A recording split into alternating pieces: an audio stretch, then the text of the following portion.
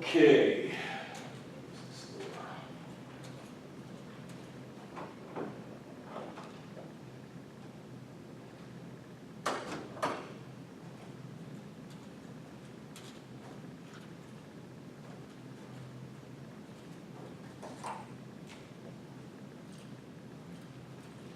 Okay, so we are going to continue looking at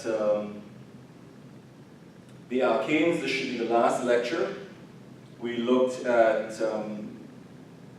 conformational analysis in the last lecture.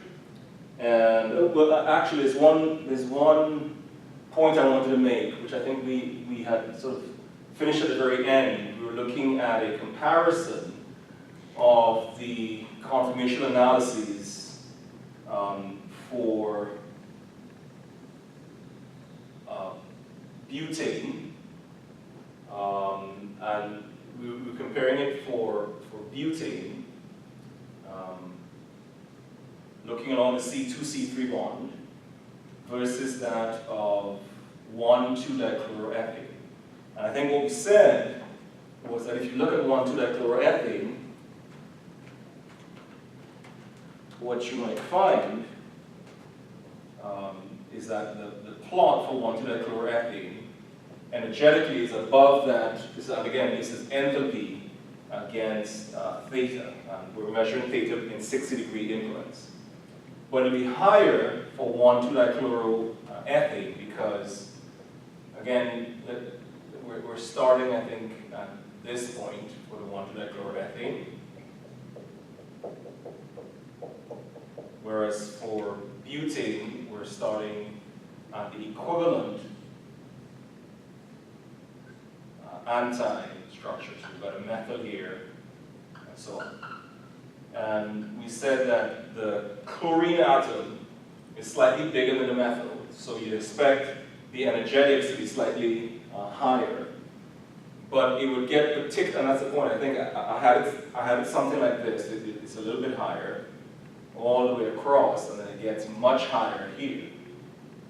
Well, that's not quite true, because when you get to the gauche conformer, where the back chlorine is here, the repulsion between those, you already start to feel it. So when you move from the anti to the, so you go from the anti to the first staggered, from the anti to the first eclipsed, and then you go to the gauche, the energy of this gauche is going to be significantly higher, right? Because you already start to feel the repulsion between this chlorine and that chlorine. So when you move it to this position, you're going to start to feel that. So while there's a small difference and a small difference here, there's a big difference here, and then a massive difference here, right? And a massive difference there.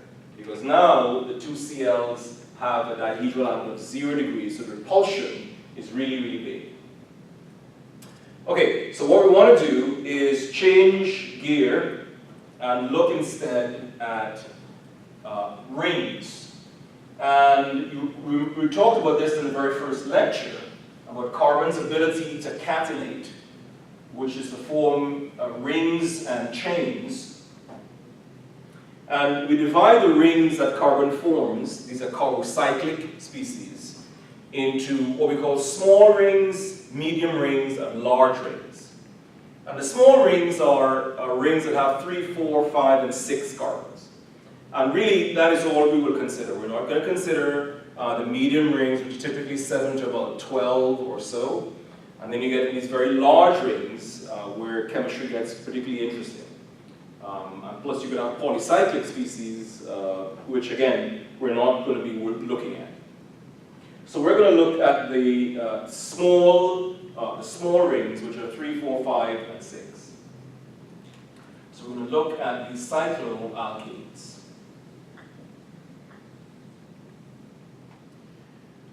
Well, so what I'm going to do is build for you the various rings, and I'll have to come down there again,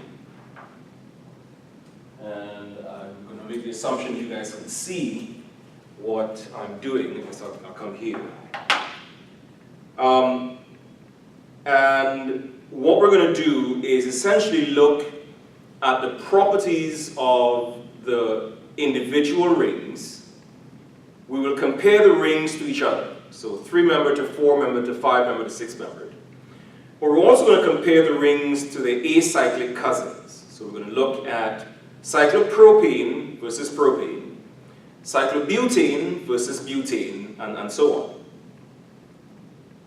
And in fact, what we might do, I'm going to take this back, what we might do is set up a few ground rules before we start. So if I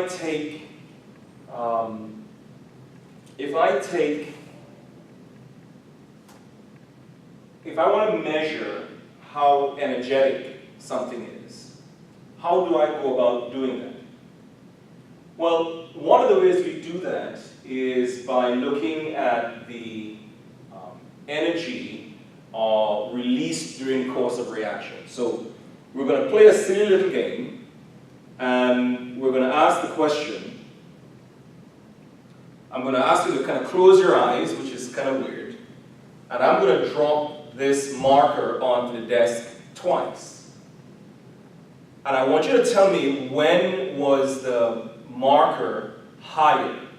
On the first drop or the second drop? So if your eyes are closed, I want you to listen to the sound that it makes. So here's the first drop.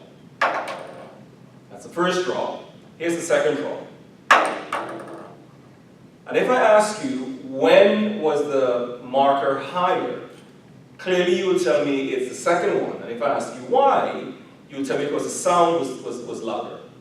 Right? So essentially what I did is I took the marker at 2 different energy levels, subjected it to the same physical reaction, falling, had them decay to the same energy level, the level of the table, and I measured the energy released. I measured the sound energy released over the course of the reactions. This is a very common thing that we do in chemistry. So for example, I'm going to come back to the cycloalkanes in a second. We do this with alkenes all the time. So for example, if I want to determine which of these alkenes, this one, or this one, was more energetic. Now, they're all isomers. They're constitutional isomers of each other. But if I want to determine what's the relative energy of these alkenes, so this is trans 2-butene, this is cis 2-butene, and this is 1-butene. What could I do to measure the relative energies? Well, what I could do is take them all separately and burn them. These are all C4H8. They will burn with excess oxygen to give rise, I'm going to say excess oxygen, to give rise to 4 carbon dioxides plus 4 waters. And I'll measure the delta H of combustion. Okay? So I'll measure the delta H of combustion. So I'm going to take these 3 species, subject them to the same chemical reaction, combustion, and measure the energy released. And what I find is something rather interesting. So the energy level at my ground level, the level of the table, will be 4 carbon dioxides plus 4 waters. And what I'll find is that of the lot, the trans 2-butene releases the lowest energy. The cis 2-butene releases the next lowest amount of energy. And the 1-butene releases the most energy. So since the delta H of combustion for this reaction is the largest, it must have meant that the 1-butene has a higher energy than the cis 2-butene, which in turn is more energetic than the trans 2-butene. So I can measure the relative energies of the isomeric alkenes by subjecting them to the same reaction, in this case combustion. I could have done something else. I could have taken them all and hydrogenated them. So if I treat them with hydrogen gas and a catalyst, remember we talked about this before, so platinum, for example, they would all make butane. And what I could do is I could measure the delta H of hydrogenation. So this was delta H of combustion. If I take them all and I do C4H8 plus H2 in the presence of platinum, I would get C4H10. And I'll measure the delta H of hydrogenation.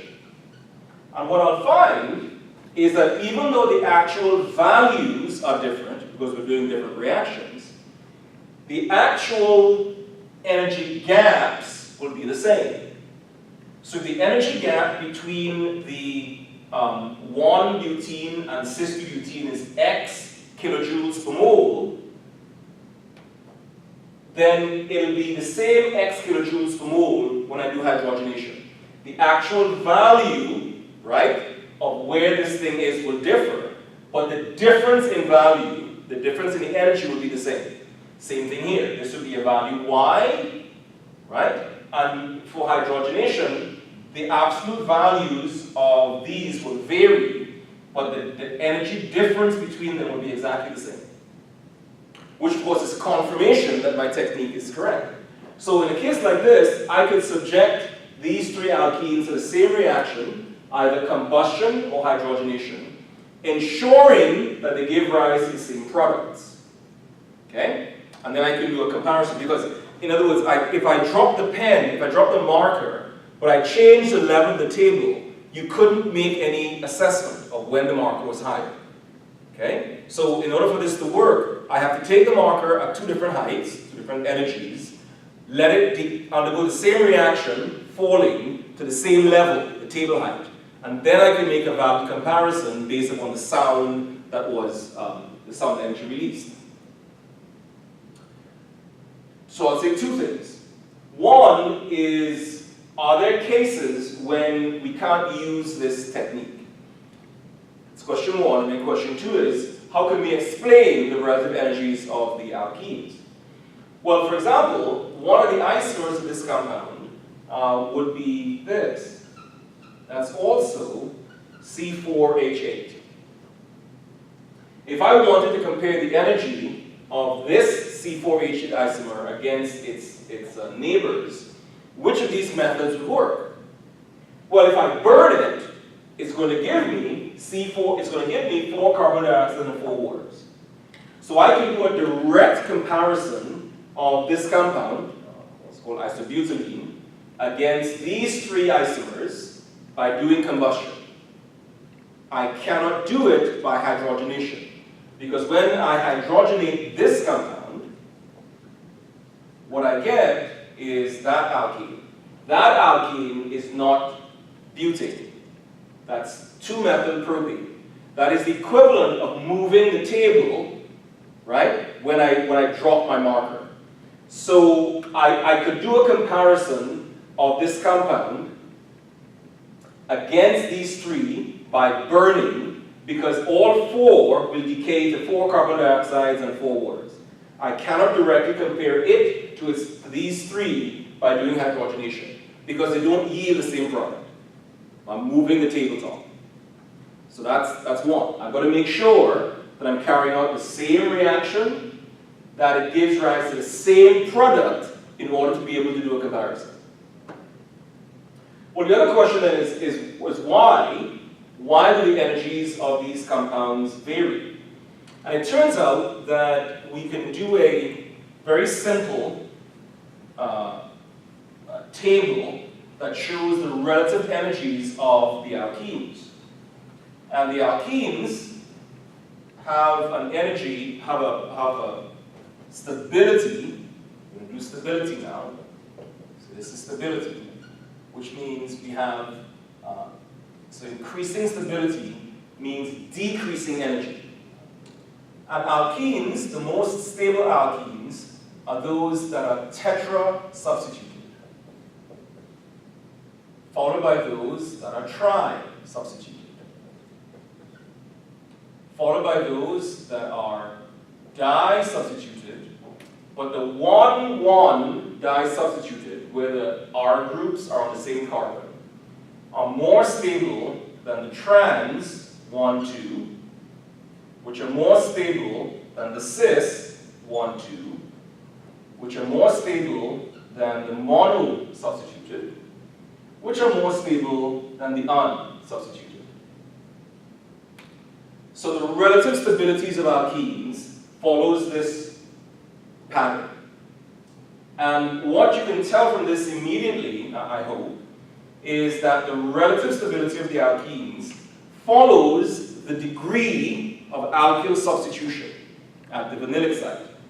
So the least stable alkene is going to be the one that has no R groups on it, followed by the one that has one R group. Then there's a set of them that has 2 R groups, then 3, then 4. So as the number of R groups increases, the alkenes become more stable. Okay, that is the overarching theme, which we're going to address in a second and try to explain it. But there's a second theme, because here is a set of di-substituted alkenes. And within that set, 2 things are true. The 1,2 di-substituted alkenes are less stable than the 1,1 di-substituted alkene. So the 1,2 di-substituted alkenes are less stable than the 1,1 di-substituted alkene. So that's a different trend from more the merrier. And yet, even within the 1,2, the trans is more stable than the cis. So there are 3 things happening here. There's a big overarching theme, which is the greater the number of R groups on the vinylic carbon, the more stable is the alkene. So let's try to figure that out first. Well, this is not terribly surprising, because if you look at the carbon of an alkene, right, these carbons are sp2 hybridized.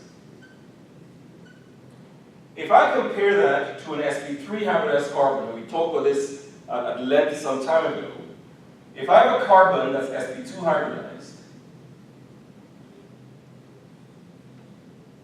then what that means is the orbital is, if I draw the sp2 this way, it's going to have, this has 33.33% S, whereas if I draw an sp3 hybridized carbon, this orbital is going to, for an sp3, is going to have only 25% S. And we said the more S character that the carbon has, the rounder and smaller is the orbital, right? The rounder and smaller is the orbital. And what this means is that if I have some atom, I don't know, some atom R, or whatever, some group R, doesn't matter, attached to the orbital, if this is where the electrons are being shared between the carbon and the R, the net effect is, as I increase the S character, as I go from sp3 to sp2, those electrons are being pulled closer towards the nucleus. They go from being that far to this far. And the ability of an atom in a covalent bond to draw electrons towards itself is called electronegativity. So as we increase the S character, sp3 to sp2 to sp, the carbon becomes progressively more electronegative. Okay, so what does it mean if I'm more electronegative? It means I'm drawing electrons towards myself, which intrinsically means I have a need for electron density. In other words, I'm electron poor. Right? If I have a need for electron density, it means I want electron density to cover me. I have a desire for electron density. So it means then that the vinylic carbons, the carbons of the carbon-carbon double bond, the vinylic carbons are intrinsically electron poor carbons. because the carbons are sp2 hybridized. They have a large amount of s character. Well, obviously, if I'm electron poor, I will be stabilized when I have groups that donate electron density into the site. If I'm electron poor, what I need is electron density. So if these carbons, or the vinylic carbons, are electron poor, it stands to reason the more alkyl groups I have, and alkyl groups are electron releasing groups, the more alkyl groups I have that dump electron density into the vinylic site, the more the vinylic site becomes stable. So it stands to reason when I have no alkyl groups, I'm relatively unstable. 1, that feeds me electrons, I'm better off. 2, feeding me electrons, I'm even better off. Better with 3. 4 is the best case scenario. So alkenes, like carbocations,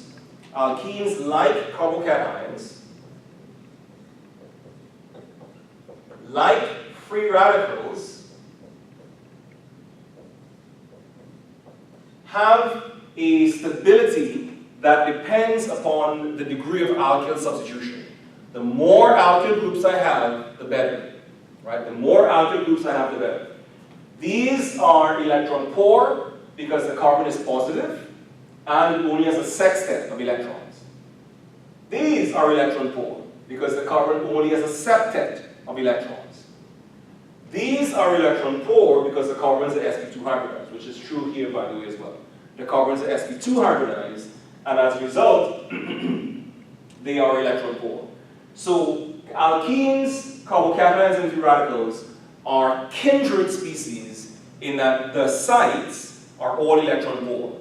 So the more R groups, the merrier. Okay? Which is why tertiary carbocations are more stable than secondary, more stable than primary, more stable than the method. Same thing with free radicals. Tertiary better than secondary, better than primary, better than method. Okay, so that takes care of the overarching theme. But there's something else happening here. One second.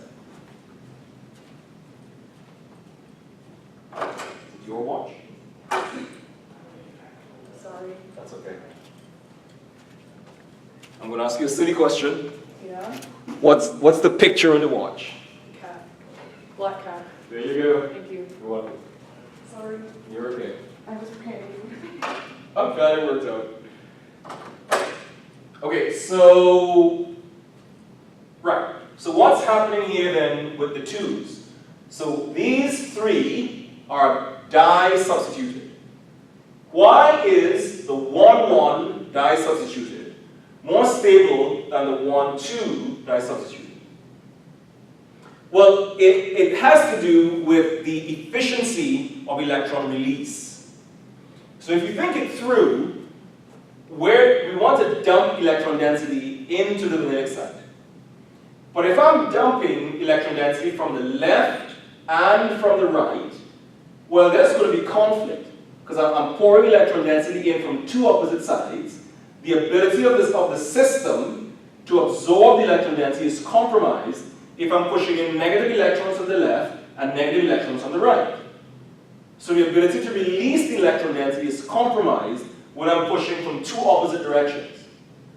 But if I'm pushing the electrons in concert, so there's a defined electron-rich site and then an electron-poor site, and I'm pushing electrons in together, I have more effective release of electron density.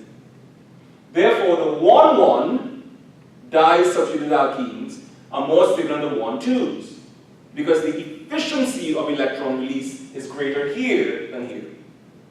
Great. Now, both of those reasons are electronic reasons, right? Why are the tetra-substituted alkenes most stable? Because they have more R groups releasing electron density. That's an electronic argument.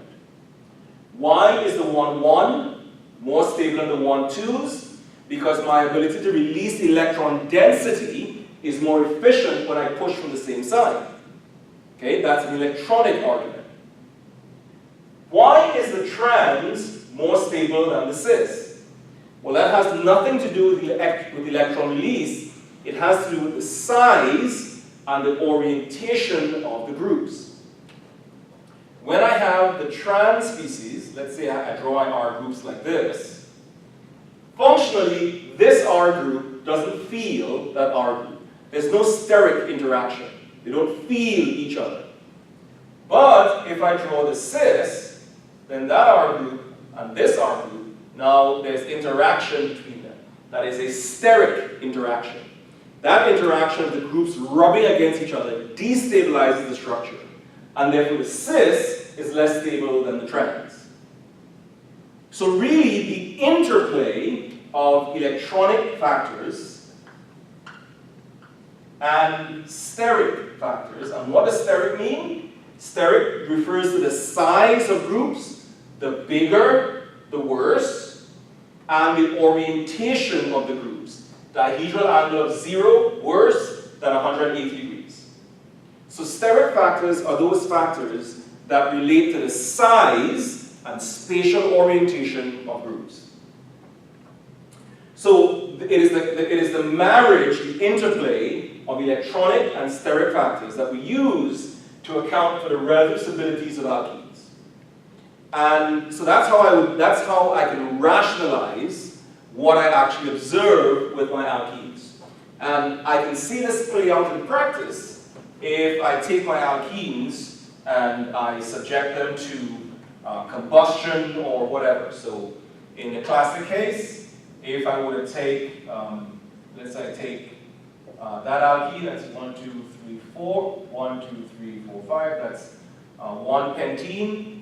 If I take one pentene and I burn it, well, you know what, I'm just going to stick with the 1 butene. If I take 1 butene and I compare that to so cis 2-butene to trans 2-butene and then to isobutylene, and I burn them all to 4 carbon dioxides and water, right? This is what I'll actually observe. That the delta H of combustion for this one is the lowest, followed by that, followed by that, followed by that. So the energy released is the largest for the 1 alkene because that is of the set the least stable. The energy released for the isobutylene is the lowest, and that makes sense because of the set that is the most stable. Okay? More stable, lower energy. Okay? And if I'm low in energy, if I'm close to the table, I make less noise when I fall. I release less energy. So I know that this is borne out in practice. And again, you have to use isomers. It doesn't make any sense to compare a C4 against a C5. Right? Not directly anyway. We'll talk about that in some detail in a second. Okay, so we do all this to say that there is a mechanism for comparing the relative stabilities of a class of compounds. That will involve either combustion, which is typically the case for isomers, or it may, for a subset of those isomers, involve hydrogenation, or something else, right? Some technique where we make the same products as a result of a given reaction.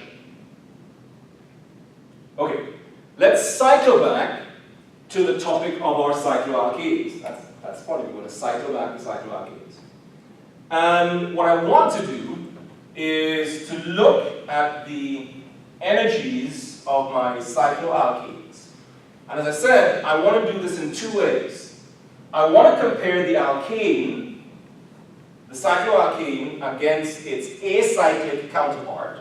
So cyclopropane against propane, cyclobutane against butane, and so on. So that's one comparison. But I also want to try to compare the rings, cyclopropane to cyclobutane, cyclobutane to cyclopentane, and so on. So what I find, so what I find is that if I look at cyclohexane, and I compare that to hexane,